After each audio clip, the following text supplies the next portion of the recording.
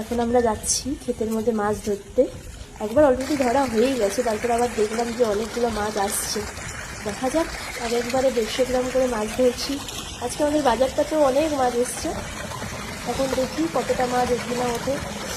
একবারে 150 গ্রাম করে মাছ আসছে। তোমরা দেখতে পাচ্ছ কতগুলো মাছ আসছে, পুঁটি মাছ, মৌলা মাছ, আরও অনেক কিছু।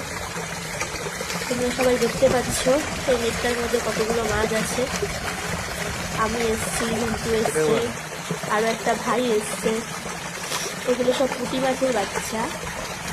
আমরা সবাইকে মাছগুলো দেখাচ্ছি, তোমরা একে একে দেখতে থাকো আর কমেন্ট করো, লাইক করো, যাতে আরও ইন্সপিরেশনটা বাড়ে।